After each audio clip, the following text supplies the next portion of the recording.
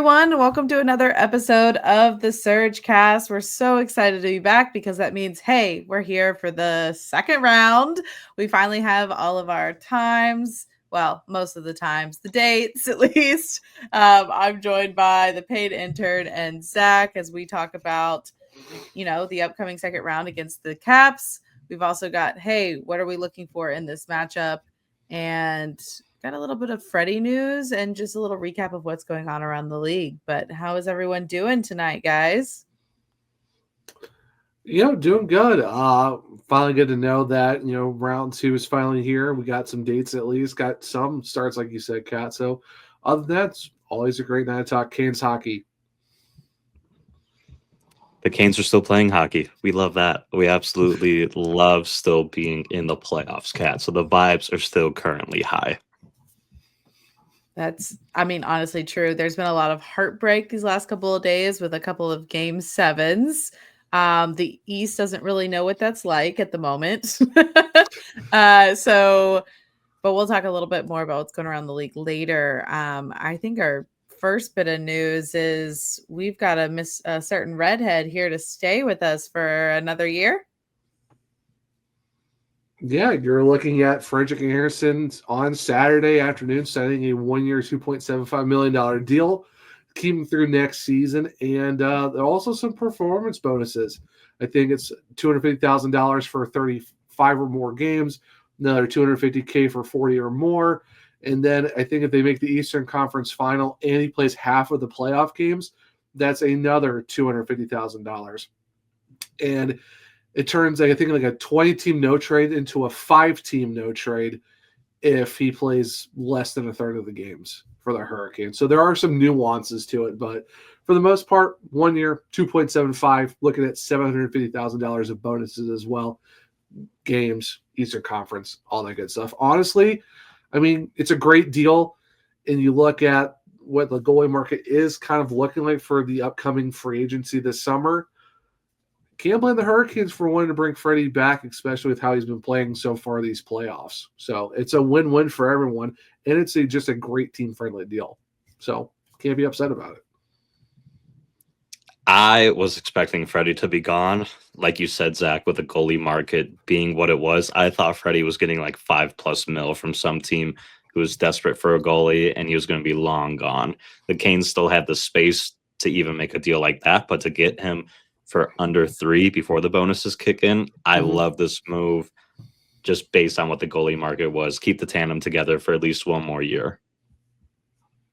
I think I really like too is, if you look at the goalie market, there's not a lot of options. I know that was a big question this year. Honestly, it's always a question with this team is what are we going to do for the goalies? And there's a lot of question marks there. And there still is a little bit because we never seem to have both of our goalies hot quite at the right time and the same time. But Freddie has been playing phenomenal. Thankfully, he's coming back from his little bit of an injury in the first round. And I just really love when they were asking him about it because it's a pretty friendly deal because there's probably some other teams out there searching for a goalie of his caliber. And pretty much he summed it up with, I just love it here. Like he wants to be here. He loves this place. He loves the team. And we've just seen it time and time again, whether it's the Jordan Stahl deal, the Slavin deal, the Jarvis deal, the guys want to be here. And if they're even saying like, hey, it's coming to the end of my time, I might not be able, if I ask for a whole lot, I'm going to probably look other places. They're like, I'd rather be a friendly deal here than go somewhere else.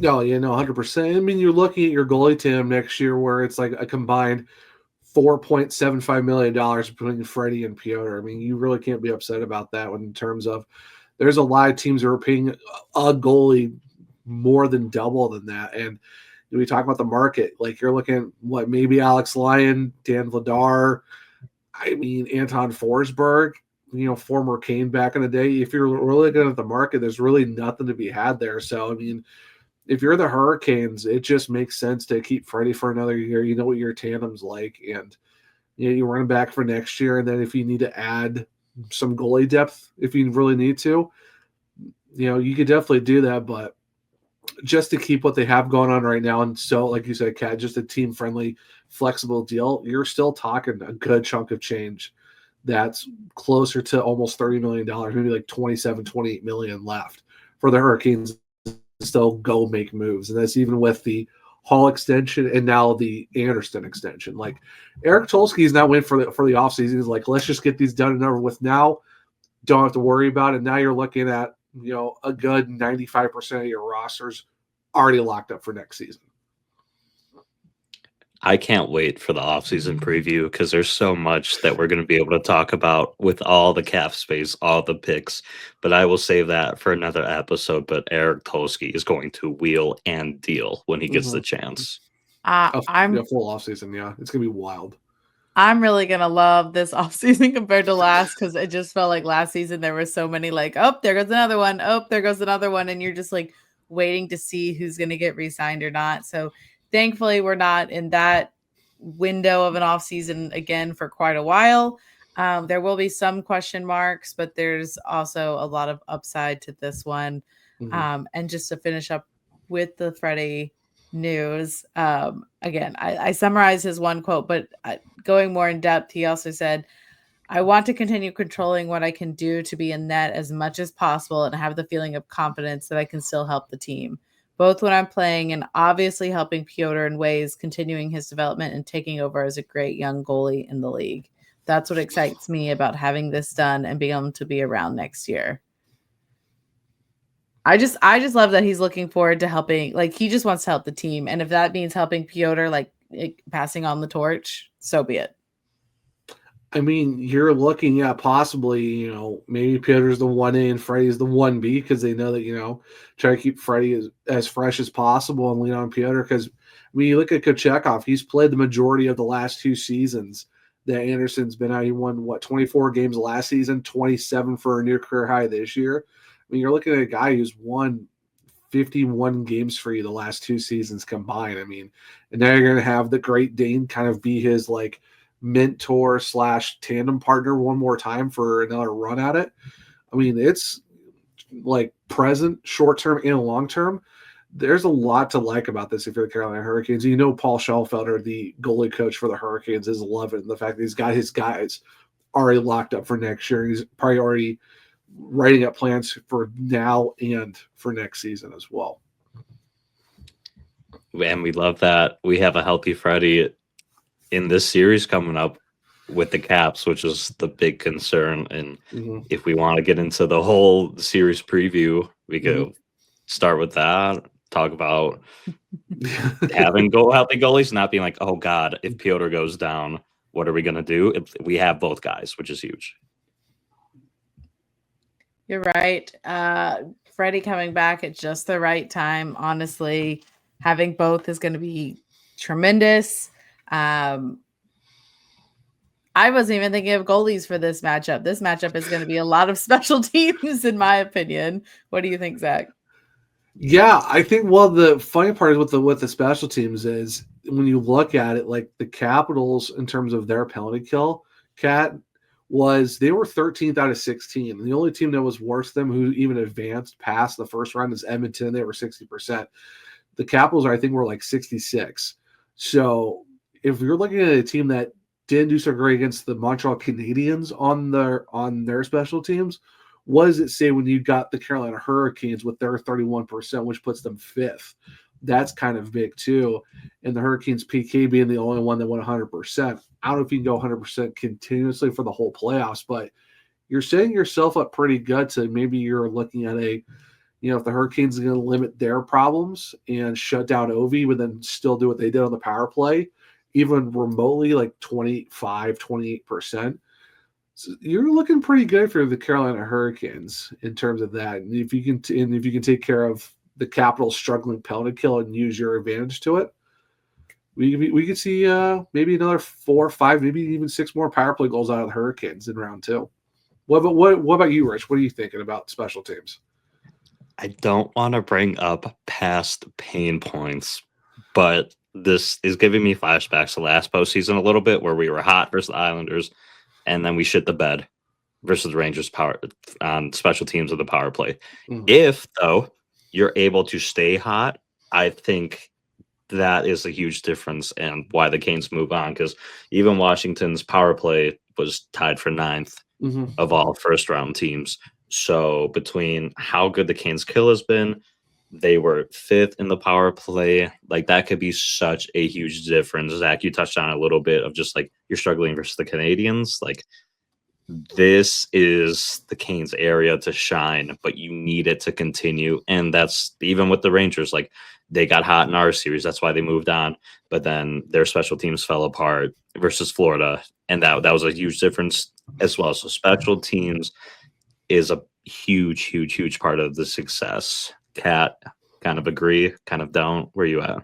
I mean, we all expect the penalty kill to do the penalty kill things. We expect that. You especially expect it because if the Capitals power play gets hot again, you know where it's going to go half the time as well. But I do have good feelings of this matchup just because of the last couple of games. I know, like, with the way that we played them going towards the end of the season, just the matchup when the games were like starting to not really count and everyone was starting to like just focus on Ovi breaking the record and all of that, the Canes played tough with them. They weren't getting bullied. I don't know why all of a sudden the narrative is we don't have anyone to match up against Wilson, because Stankoven said he was going to do that game one there. But we really did. As much as our power play struggled, it figured out their penalty kill, which is crazy. And if we can just take advantage of that, if we can play as much 5-on-5, I think we are a better 5-on-5 team in general. If we just don't let their antics get to us, much like, honestly, the Leafs playing Florida right now, if you don't let them get in your head and get there like overly physical and you just play your game and don't let it mess with you, you can be the better team. Yeah, no, I think that's a big thing too. It's like it's like if you stick to your style, I think you're going to be in a good spot for the Hurricanes. And you talk about 5-on-5, Cat. I mean, you look at the Hurricanes, and this is something that's another thing for me that I think is going to be crucial for the Canes in this series. You look at Montreal. Montreal is a very top six heavy team, maybe a 1.5 lines, and then defense is kind of, it was there, but you can kind of tell it's like maybe it wasn't to where you would hope it would be. But if you look at the Hurricanes, I feel like the Capitals might struggle a little bit more against Carolina because you're looking at a complete deep team for the Hurricanes. Healthiest this team has been in the last few seasons. You got a bunch of healthy scratches that you can go up and throw strategies with. I mean, we saw it in round one. You had Roslovic for the first 3 games. You go to Jankowski, bigger body, more physical, and you take care of business in 4 and 5. And the Hurricanes, I feel like, are going to be able to roll all 4 lines and all 3 D pairings, where the Montreal Canadiens can do that much. But even then, too, you look at the Capitals.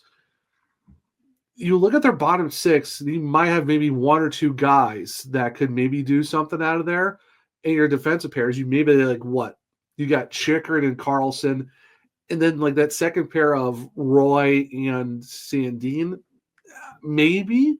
But even then, like the third pair, nothing against Van Riemsdyk, but he wasn't the Van Riemsdyk when he was with the Canes.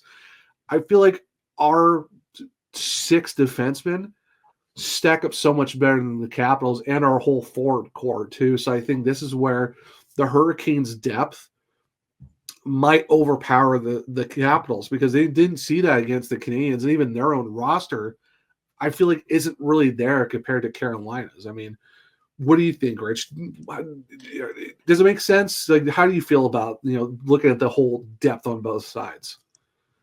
Well, not only that, like, look at the schedule and look at the way we played. Like, early in the season, November, winning at home, but the teams have changed since then. And then you had that really ugly stretch right around Christmas. Granted, Ovi was out too. You lose 1-3 in Washington. You come back, and really the only game where all the players are playing on both sides currently, post-trade deadline, Canes whoop the Caps. Because that game at the end of the season, Canes weren't really trying. Even the Caps really weren't trying that much. So the one game that both teams were healthy with the current roster, the Canes dominated. That was a home game, so it'll be interesting to see how the Canes play on the road. Like you said, just based on the limited information we have, The Canes versus the Caps' current lineup, I have great faith in. And even when they were down in the road game, that didn't even matter. They still came back and lost in a shootout. So you've seen the Canes be able to come back even when they're down too. But based on the current rosters that they have, I think the Canes are in such a good place, again, due to that depth, because they have so many areas of potential to where, okay, you don't have to rely on top line only. You only have to rely on one guy on a power play. You have so much availability with the Canes. I feel like the story of previous times is other teams will say, all right, we can bully the Canes and we can just take out this one guy and they'll be struggling because that guy is their main guy. And if we just go after him, then they'll struggle. And I don't think that's the case. If we have Svetch playing the way he played first round, that's another weapon that you can't stop. Like, because he's a big body going in there. Aho coming in clutch moments. But now you've got, okay, well, if you are going to try to, you're like, I can deal with Jarvis, like, take out the smaller bodied guy. That's okay. But then you have Stank. Like, you have a second one coming right up on you, the same kind of caliber of player, going to get in the gritty, going to throw hits, even though he's like maybe a foot shorter than some of the guys. And I think it really is. It comes down to a team game. And with the history between these two, if you're going to talk about the big game breakers and the big game changers, I mean, everyone for the Capitals is going to be looking to Ovechkin, and everyone for the Canes is going to be looking to Aho. And if you're going to give me one of those versus the other, yes, one is maybe the greatest goal scorer of all time, but the other one comes in clutch moments a lot more than the other one because he can kind of do, I think, the full ice a lot more. No, that's definitely true. I mean, if you're looking at all around guys, I mean, Ovi is a great goal scorer, but defense wise, you can definitely tell like the step is really lost there too. But you go back to it, Cat, like you look at, you're not just honing in on one guy, and that's I think that's what goes back kind of like the depth of the Hurricanes, even scoring's there too. The Hurricanes had only had 3 guys not get a point in the first round: Stahl, Carrier, and Walker. But the thing is, you don't have to worry about those guys scoring.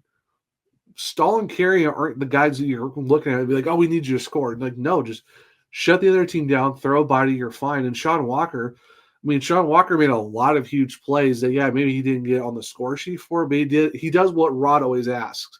Are you doing your job off the score sheet? As long as you're doing your job, that's just as important. Just do what we ask of you, you're fine. But you look at the whole roster overall. Aho 8 points, Svetch with 6, Jarvis with 5, just a casual 5. Then you got Jackson Blake in his first postseason with 4 points. Stankoven, Hall, even Jacob Slavin's got 3 points, and he scored a very nice, top upper 90 shelf goal. So like you're getting goals from your blue line, and you're getting goals all up and down your roster. And even Roslovic and Jankowski, who swapped in game 4, they've each gotten a point. So it's like that's the one thing I think where the Hurricanes are compared to Montreal and Washington is they have up and down roster. Anyone can score at the right time, and we clearly saw that. Like everyone's scoring big goals, even that massive comeback in game 5. Hall scored, Blake scored, Svetch, Aho twice. Like that was huge. Like you're getting it from everyone. I think that's what's going to benefit the Canes. And goes back to what you said, stick to your game. That's going to help, and depth is going to go a long way for the Canes in this series. Also to note, in the regular season, the Capitals didn't have a skater with more than 3 points against the Canes.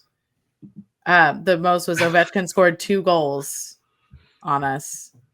But I mean that the Canes, like one guy is probably going to have 2. Most of our guys have a couple of points a night. Again, because it moves up and down the whole roster, like you're saying. I applaud the Caps for being the team that no one thought they were going to be this season. They do have some really good players. I just think in the matchup, I still favor Carolina. And again, you might be just the matchup in the whole overall season, just how we held them even when we were at our worst. Like we lose one game to them 3-1 and the other one we lose in overtime, which there's none of that in our overtime and a shootout, and there's no shootout in playoffs. I don't know. I'm feeling good. Do I think it's going to be a hard series still? Absolutely. But if the Canes play the way that they can play and how they've shown recently and the guys show up, I think it'll be a really good series, and I think it'll be a series favoring Carolina. Well, it's shifting over to the Washington side quickly. So in the first round versus the Canadians, some guys to keep an eye on just based on their past performances last round. Strome, 9 points, 2 goals, 7 assists. McMichael, 3 goals, 2 assists. Ovi, surprise, surprise, 4 goals, 1 assist. And then Duhaime. Yeah, Duhaime. Yeah, right. Yeah. There we go. Got it right the first time. We love it. 3 goals, no assists. So some of the bigger scorers from the first round for them. Meanwhile, on the Hurricane side, first round, Jarvi, 5 points, 3 goals, 2 assists. Hopefully this is right. Oh, no, just kidding. This is versus the Capitals in 2025. I'm looking at the wrong stats. Too many stats to keep track of, folks. But Jarvi versus the Caps, though. Jarvi, difference maker. Keep an eye out for him in this series. Fishy, surprisingly, no goals versus the Caps this past season. That's going to change because, like you said, Kat, Mr. Clutch, there's going to be a moment when you need him. He is going to show up. So that was a little bit of a look around the stat sheets from different series. I will say this, too. If you're looking for potential X factors, I think it's going to be a goaltending matchup because – yeah, the Capitals did lose Logan Thompson for a game. He came right back. And, of course, the Hurricanes lost Freddie Andersen. Now he's back. I think this could be a situation where either one of these goalies could steal a game for you. And if you're Carolina and if you play the way you started game 1, a little bit of game 2, but definitely game 4, and how you ended game 5, I think the Hurricanes can come out into game 1. And if they start immediately on 60 minutes of Hurricanes hockey play and they're 200-foot just grinding you out, forechecking, back-checking you to death, I think if you stick to that structure, that will definitely go a long way with solid goaltending. I think Freddie could, because it looks like the signs are pointing to him being the game 1 starter. If he can go out there and steal you game 1, now you're really putting the pressure on the Capitals early because they don't want to leave Washington down 2-0.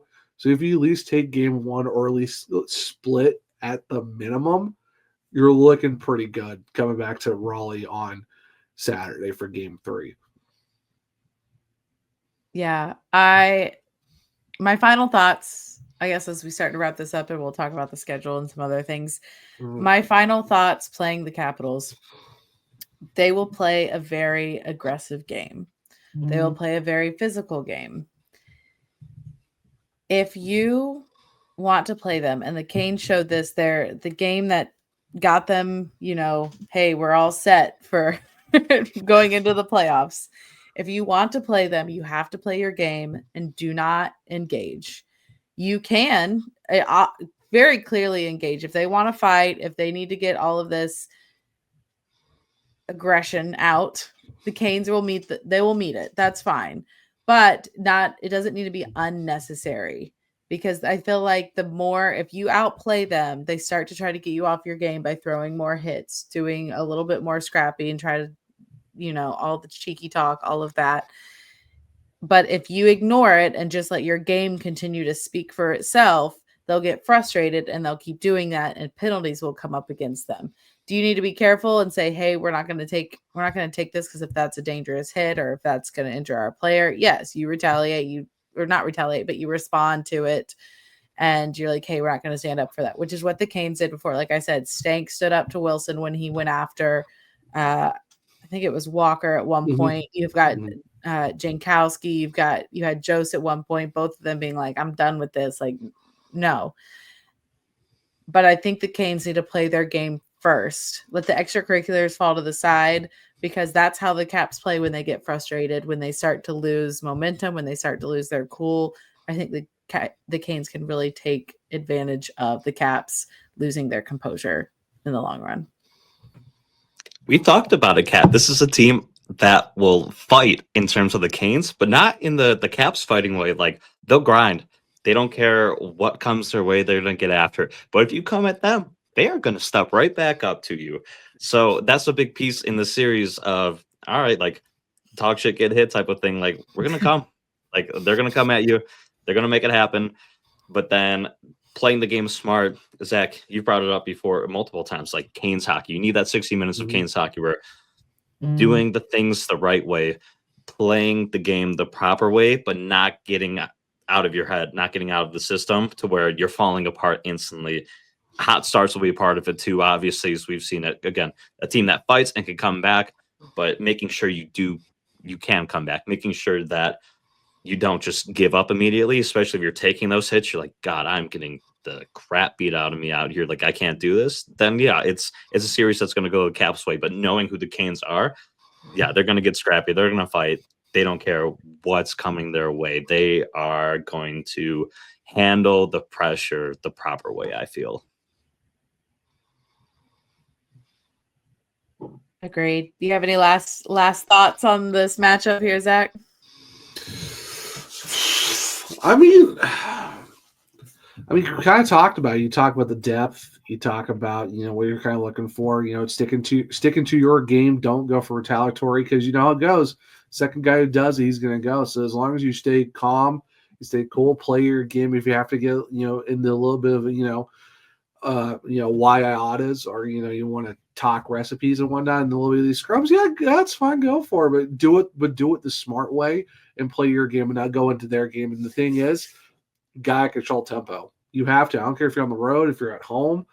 Tempo is going to be the big key to this because if you're playing your game, that's going to help. And the one thing, too, that we haven't talked about, the Hurricanes are a younger team compared to the Capitals. The Hurricanes thrive on transitional play. Defense to offense, hem them in their zone, forecheck them, use your speed because there's a lot of speed guys on the Canes. Caps do have some fast guys, but the Hurricanes have a lot more of that speed and youth and that north-south hockey. You stick to that, that could definitely go a long way too. So there's a lot of things that could go the Carolina Hurricanes' way if they stick to what they do best, and that's controlling the tempo of Hurricanes hockey. Mm-hmm. So, yeah. 100%. And not getting down early. I mean, the Canes have shown that if that does happen, they're up to that challenge. I just think for heart conditions for all Canes fans, that should not be a strategy.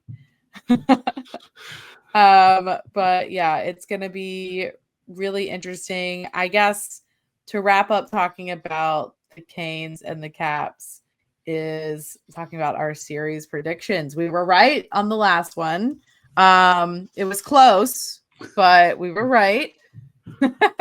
It was close to being either 4 or 6, but we got away with the 5. Zach, I'll let you go first with your prediction. Well, I mean, I would love to say 6. It'd be kind of nice for the team to do it at home. However, I think this is going to be a series where it's just going to be back and forth, body shot on body shot. Guys are going for some knockouts. If the Hurricanes can steal 1 or 2, hey, fantastic. You're looking pretty good for yourselves. But I'm going to stick with my guns of what I've been saying for a couple different shows now. I am going for Canes in 7 in round 2. Kat, how are you feeling about the Canes in this round?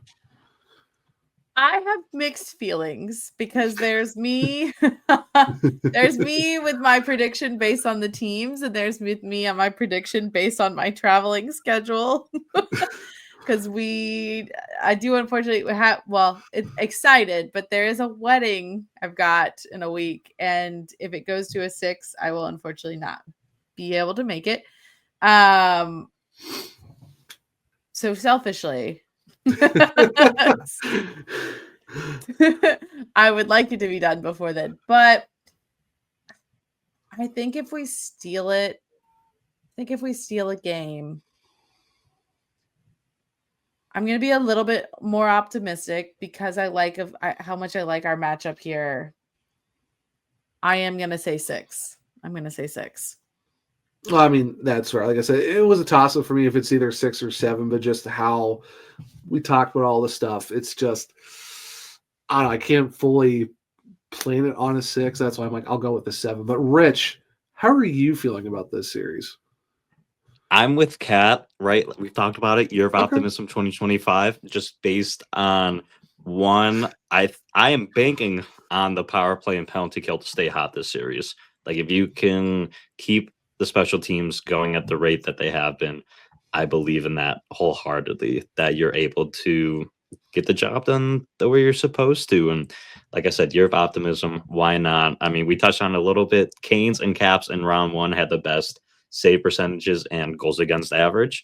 So goaltending might be able to seal the game for either side in this one. But I'm really banking on the special teams to stay hot, banking on the Canes to play 60 minutes of Carolina Hurricanes hockey in every single game and not get rattled, because like we've seen it throughout the season, the one healthy game with the current rosters, the Canes dominated. So I'm kind of banking off of previous experience and the Canes to stay hot on special teams for the Canes to win in 6. Yeah, I Yeah, think that's fair. the Caps, the season we lost to the Caps is what it wasn't the same Canes team. We didn't have all the same guys. We were struggling in general. And I just think this team is really built to play this Caps team. I think a lot of people, just based on the season, they'll look at the Caps record, they'll look at some games we lost to them, but that's the time of the season that's not the same team the Canes are right now. So they're very dialed in. I like it. I like 6. I would love less, but I'm going to say 6 because I do want to say it is a very good Washington Capitals team. And they're going to want some justice for the last time they were in playoffs that we kicked them out. So, yeah. All right. Well, there's our predictions. Zach's got 7. Me and the paid intern have it in 6. Obviously, we're all picking the Canes. I mean, but yeah. We have a couple other topics, but I think we got to go quickly to a couple of our sponsors, and we'll be right back with you guys. The NBA 82 game grind is done, and now the real fun begins. The NBA playoffs are here, and it's time for all the high stakes drama, clutch moments, and jaw dropping plays. I can't wait. If you're looking to make the playoffs even more exciting, DraftKings Sportsbook has you covered as an official sports betting partner of the NBA. Try placing a bet on your favorite player's performance. Will they drop 30 points, 40, or more? It's your call. Here's something special for first-timers. New DraftKings customers bet $5 to get $200 in bonus bets instantly. Make it a playoff run to remember with DraftKings. Download the DraftKings Sportsbook app and use code THPN. That's code THPN for new customers to get $200 in bonus bets when you bet just $5. Only on DraftKings. The crown is yours. You know what else folks can get in on? The NHL Shop. It's playoffs. All the playoff merch is here. Get in. Whether it's your team, whether you're a team of a fan of someone else for whatever crazy reason, the NHL Shop has you covered. Yeah, why not? Buy it all. We won't mind. You can get in. We have our link posted on all of our link trees. You check out the links. Let me share the official link since it's still a goofy one at the moment. But go to nhlshop.75j.net/JEZ6B6. Yeah, I wonder if I go. Hopefully, we can get that switch and be like, all right, let's make it simple for you guys. But yeah, that's on right there on this. too. Yeah, there we go. Yeah, right that is it's right there on the screen. It ain't a pretty one, but hey, it works. Takes you right to the NHL Shop. You can shop all 32, right? No, 32. Am I 32. off on my teams? Okay, 32, I thought I was tripping for a second. All 32 teams. Yeah, you're right. Utah included. You can get in at NHL Shop. That's Utah, which might be we might all know now. It might be for sure Utah Mammoths now that they slipped on their YouTube channel. Unfortunate there, but but you know what? When that drop comes out, yeah. Hey, but you know what? Comes out, come get it. Yeah. Hey, I'm just saying, click that link and get yourself some Taylor Hall jerseys. You know he'll be there for a couple seasons, so that's right. Taylor Hall, some Stank. Hall, Stank. Ghost Walker. There's a Jarvie. There's a bunch of guys. There's a lot of guys you can get jerseys for. That's just the one good thing about the Hurricanes. Everyone's available. Everybody. And then not only that, got to touch on the OG. Summer's here, right? They got some new hours. Mm-hmm. Oh yeah, some new hours. What are they, Zach? Oh, putting me on the spot like that. I was even putting me on the spot. I'm like, wait a minute. I just sent the link for it. You know what? Yeah. Primo X Hockey, new hours coming to you soon. For his group project, he's like, here's the link to my research. Oh, you need me to actually tell you what yeah, so Mondays 10 to 6. They are closed on Tuesdays, but Wednesday and Thursdays also 10 to 6, Friday as well. Saturday is 9 a.m. to 3, so a little bit shorter hours. Make sure to get in. And then Sunday, just 5 hours. It's 1 to 6. But hey, you know what? Go support those guys. They're absolutely amazing. They're season ticket holders, and they're just a great group of people. Been with us since even before episode 1 was even out. So yeah, Primo is the absolute best. Love those guys. Looking for anything, they got it. Just, they're 15 minutes from the arena. They're right there. And with the new rinks that just opened up in Cary, all of their stuff probably come in handy. Apex, yep. Apex. Oh yeah. They do have outdoor. They have outdoor pucks, and they do have stuff for rollerblades. So if you want to get your blades on, they got you. They got you with the hook up on those wheels, and they're pretty nice too. They're pretty clean and outdoor sticks. And if you need visors, if you need helmets, they got them too. Everything you need, they got it. Plus, their merch is sick. How can you not love it? Plus, if you're tailgating, they got some amazing koozies. I'll tell you that much. Thanks so much to our wonderful sponsors. Again, we wouldn't be where we are without them and our wonderful network. And of course, follow us on all things social media, the Surgecast, and our personals. Give us a follow, like, subscribe, keep up with us, and we'll keep shooting you all of any special deals that come our way through our sponsors, of course.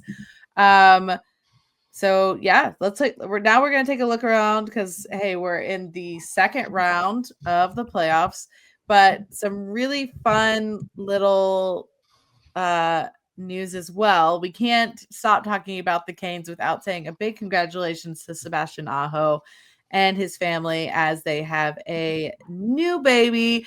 It's a playoff baby for the Canes, and you know he's going to have that new dad juice coming into the game on Tuesday. Speaking of, Zach, what is the upcoming schedule for the Canes and the Caps? Yeah, of course. So, game 1 is going to be on Tuesday night at 7:00, and then they'll be back on Thursday also at 7:00. So, hey, we're going to get some normal hours. We're not going to have like 3:30 and some other weird dates. Hey, look, we're looking pretty good. And then game 3 at Lenovo Center on Saturday at 6, followed by the Monday at 7 p.m. So at least that's what we know so far. 4 games at least. Other than that, all be determined because, they don't want to schedule so far out in advance because in case of a sweep or all that good stuff. But at least we know games 1, 2, 3, and 4. And also, personal note, I will be there on Saturday for game 3 on press row. So you can see this mug somewhere in the arena at some point. But yeah, be ready for Lenovo Center on Saturday at 6. Should be very, very loud because we all know how crazy it is at the Lenny when it comes to playoff time. But make sure to be there for game 4 as well at 7 on a Monday. How about the Canes just buying into the Lenny and Doug calling it the Lenny? And it's just Lenny now? I guess it works. I never thought about it as the Lenny. Yeah, just Doug just like, let's just call it. He just throws it out there. And I think pretty much the Canes have bought it. I think the fans have bought it. Hey, Doug is the man of the people. What can I say? The man is just comes out of his head and it just instantly works. So, welcome to the Lenny. He said he heard it from someone, but yes, if it's going to catch any traction coming from Doug, it definitely will. Yeah, it kind of has to. This when the president of the team just throws out a nickname like that, you're like, yeah, that works. Why not? So, yeah, but I expect game 3 to be absolutely electric on Saturday. Saturday night in Rallywood. For a 6:00 puck drop, that's going to be insane. Like, hey, if there's ever a time for a 6 p.m. start, it's on a Saturday. perfect time. Honestly, thank you, NHL. You gave us a perfect schedule. Finally. I wish it was a little later. I do wish it was just a 7 on a Saturday would have been even better, but I'll take a 6. They could have given us a 3 or a noon. So, you know what? Yeah. You could have worse. It's fine. A lot worse. All right. Well, we did talk a little bit about the Canes first round, but hey, let's take another look around the league because now we've got our second round matchups. We were just waiting on a couple games in the West. So let's go ahead and talk about those. So to start, the Kings continue to be haunted by the Oilers. Ooh. Honestly, that Kings team, the way they played against us and the way they were playing this season, I'm as stunned as probably they are. The fact that they had 2 games over and then they just got swept. It's wild. Absolutely wild. Speaking of wild. Hey. Speaking of the Wild, that was a team that I really did wish they pushed it as far. They went past all expectations because they were a wild card team. Honestly, one of the wild card teams that had a good chance. But the Knights were just a little too much there at the end. I wanted that upset so badly. But yeah, so the matchup will be the Knights versus the Oilers for that. Over in the West, what is your guys' thoughts on that matchup? Who do you think? Well, first of all, congratulations to Marc-Andre Fleury for a great career. Wish it was longer for him. Stinks we're going to lose Flower now. It's weird because he's been around for so long. So big stick taps to him. But in terms of who comes out of this matchup for the Western Conference Final, honestly, even though Edmonton did beat the Kings, you can't overlook the Golden Knights. That team is just unreal right now. I think Vegas is going to be doing some Western Conference dancing at least. Rich, how are you feeling? Not so fast, my friend. All right, Lee Corso, calm yourself down. When the caffeine hits. Slow down there, buckaroo. I am not betting against my preferred future 2026 Carolina Hurricane, Connor McDavid, until he is completely bounced, best player in the game. I'm riding McJesus until he officially can't play no more. A kid can dream. I mean, at least you can say Connor Bedard. At least we're off that train finally. It's just one Connor to another. Kat, how are you feeling about this matchup? I feel like it'll be the Oilers just because Draisaitl and McDavid will pull that Oilers team across the finish line if they have to.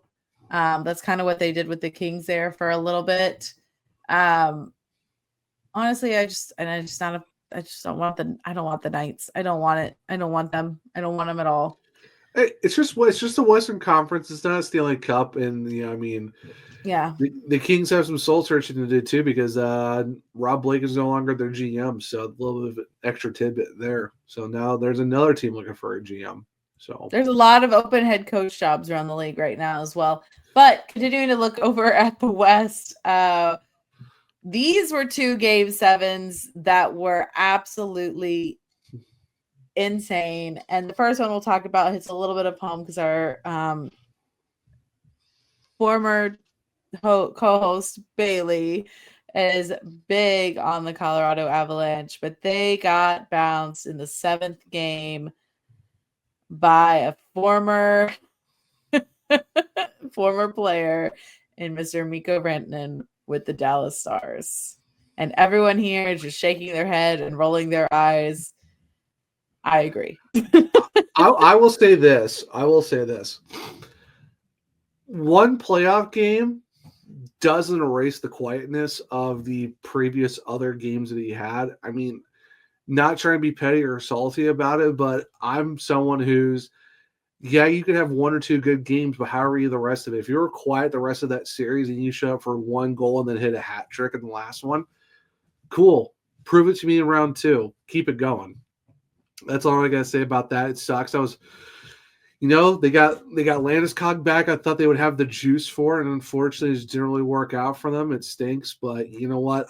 It's just what can you do, man? It's just the Stars have a lot of extra guys, and that's even with Robertson, some of them out. But if we're talking Rantanen, not trying to be salty or petty or however you want to call it, can you do it in round 2? One game doesn't really excuse the question marks of where is he at.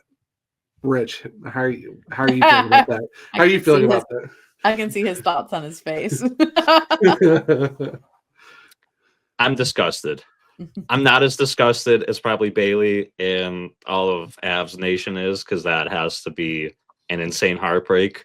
Like, imagine Jake Gunsel times like 50 doing that to you or something crazy like that, even though it was the team's decision. It's just a wild and absolutely insane situation. I feel awful for Avs fans in that one, but for Dallas to pull that out while still being down to their biggest stars worries me a little in this upcoming series with the Jets. Dallas is a very big powerhouse to be able to do all of that. The rest of the teams definitely stepped up when they were missing stars on both defense and offense. But I will go ahead and echo what you guys are saying. A lot of people are showing those stats for Mikko and saying, are like, has he silenced the haters, or like, do we owe him an apology? And I think all Canes fans are like, no, because we never said he wasn't a star. We said we don't like him and we're not a fan anymore because of the effort he didn't put in when he was here. And honestly, until that last game or so, most Dallas people were also saying, where's the effort? Because it wasn't there. And he only decides to turn it on every now and then. And that's just not Canes hockey. So I don't think he'll have any Canes fans on his side no matter what. But yeah, so that heartbreaker went to the Stars. And then the West decided to go even crazier with double overtime, where literally for going into the second overtime, the Blues only had 2 shots on goal at one point. After a whole overtime, going into a second overtime, they only had 2. It was all Winnipeg. Once they tied it up there with 1.6 seconds to go in the third period, going into the overtime, it was all Jets, no breaks. And honestly, you were just waiting to see when they could get one past Bennington, who, as much as he's not my favorite goalie, did play a very spectacular game. But the Jets finally were able to overcome the Blues. And with that, all of the wildcard teams are out. Yeah, I think Corey Levitt said it best. This is the first time in a while that we've not had a upset. Everyone did their jobs. None of the wildcard teams made it on, and I think it was the lower seeds. Or no, it was Tampa the higher seed than Florida. I think Tampa was a higher seed than Florida, but yeah, I think all the wild cards got bounced. And the Kings. Well, the Kings were the higher. Oof. Yeah. Good grief. I would say for the upcoming series between Dallas and Winnipeg, I mean, Connor Hellebuyck really needs to find his game. I don't know what happened for him to be going from to Hart finalist, Vezina finalist, to being an absolute sieve. He's got to get that figured out because he cannot rely on Cole Perfetti scoring with 1.6 seconds left, or Adam Lowry scoring the double overtime winner, or X, Y, and Z. I mean, they won without Mark Scheifele, which was huge, but you can't hope on all these guys to show out. Even Morrissey was out. So the Jets are down some guys, but if he wants to, prove that he's not just a regular season merchant of being so good there and kind of being in the playoffs, Hellebuyck's really got to show out for this round. And it's tough because my head says you have to go with the team that looks better, but also too with the fact that I have the Jets in the final. I'm going to stick with my pick. I'm going Jets are going to be meeting the Golden Knights in the Western Final. Rich, how are you feeling about this series with the Jets and the Stars? Well, jumping back to Game 7 double OT, I'm sure that Hellebuck and Bennington probably had PTSD flashbacks from the Four Nations. Yeah. That's for sure. But yeah, I think, again, not so fast, my friend. I think the Stars win just based on the fact of, we talked about it during the regular season. Hellebuck separated himself from all the other goalies, and we had that talk of like, well, everyone's in the same kind of boat outside of Hellebuck. But now all of a sudden you get to the playoffs, and Hellebuck's performing like every other goalie has during the regular season with his ups and downs. And yeah, I don't trust him yet to be that game changer, steal a bunch of games for you. And with Dallas potentially getting a couple of their huge players back, I think that they move on here to the ECF versus McDavid and Co. Or WCF, wrong conference. I do want to point out, as much as you could flame Hellebuck for how he's been playing recently, I do want to point out a goal. See, this is an example of goalies around the league. You can have someone that's really on fire and playing super well. And like, you're going to tell me that during the season as a Canes fan, when one of our goalies was struggling, maybe Piotr, and you're like, man, I really wish we could trade for Hellebuck.